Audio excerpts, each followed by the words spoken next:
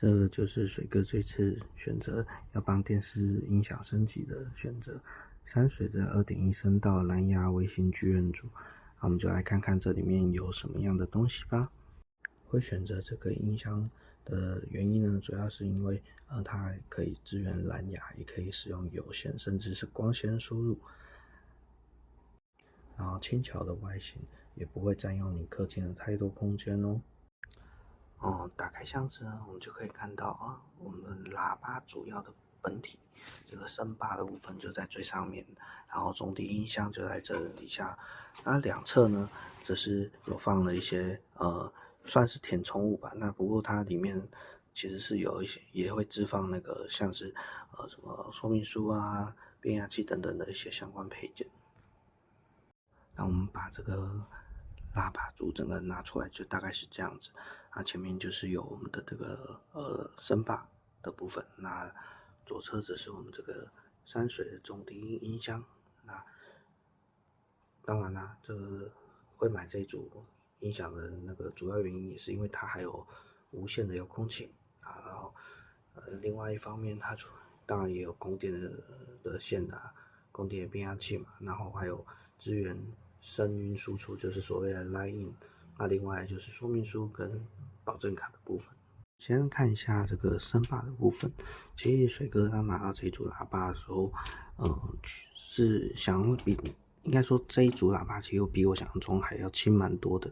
不过我觉得这并不一定是坏事，因为虽然以前的观念是说喇叭就是要有点分量，要有点重量，可是其实现在的技术很进步的，你要好声音不一定要真的要那么重。所以我觉得这一组这个蛮轻的，对我来说我觉得是好事。可以看到它其实还蛮有设计感的。那右侧就是我们的电源音量大小，还有蓝牙配对的按钮，还有声音输入的部分。而在这个喇叭底部呢，它只是会有一个橡胶的部分。那它这个比较像是说做就是做避震。那你这样子东西喇叭放在那个物体上面的话，也会比较稳定，比较不会有那个声音或共振的问题。而这个喇叭本体后面呢，则是有这个壁挂的挂钩。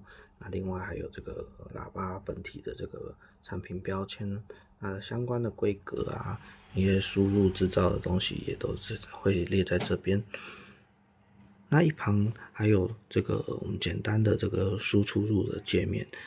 像 DC in 就是插电嘛，那 OPT 就是光纤，那 SUB 然后就是接我们那个比较大颗的这个中低音音箱。那另外最左边则是这个同轴连接，如果有相关的设备，我们就可以把它接在上面。那另外这边我们建议是不要自己拆解，拆解的话就没有保固咯。再来看一下我们这个山水的这个中低音箱的部分。这个中低音箱其实它重量真的也不重，然后不过我觉得外表质感真的是相当不错。那它的底部呢也是有做这个防震的设计、吸震的设计，不然像以前水哥在用5.1声道的一些家庭剧院组合，我都还要另外再去买一些相关的避震的一些角锥之类的东西来辅助。而后面的话，你就可以直接看到这个单体的部分。另外，就还有这条线，就是要接刚刚声霸后面的 sub out。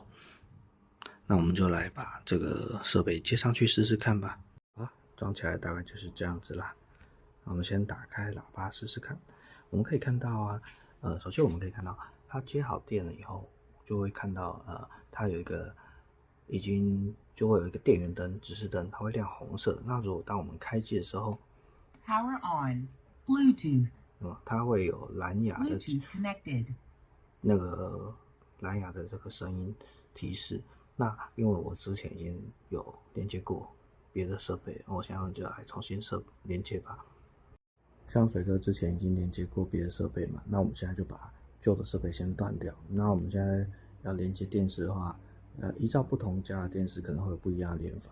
那我们先看看以这个电视来说，我们到设定里面新增这个遥控器配件，那它就可以搜寻蓝牙相关的设备。那右上角就可以搜寻到我们这个喇叭 SSB55这个型号。如果说他会问你说配对码的话，就是4个0，这个说明书上就已经有写得很清楚咯。Bluetooth connected. 哦，这样就可以咯。接着我们可以到电视的扬声器部分，就可以发现它已经是连接蓝牙设备咯，这样就是代表说你这一台电视的声音基本上就是从这个喇叭会出来。可以看到我们这个喇叭右边我们在调整音量的时候，它已经变成一个蓝牙，它的符号已经变成一个音符加一个蓝牙的方式，就代表说我们现在调整就是这个蓝牙外接喇叭的这个音量咯。如果你也设定好的话，就让我们来享受一下山水的好声音吧。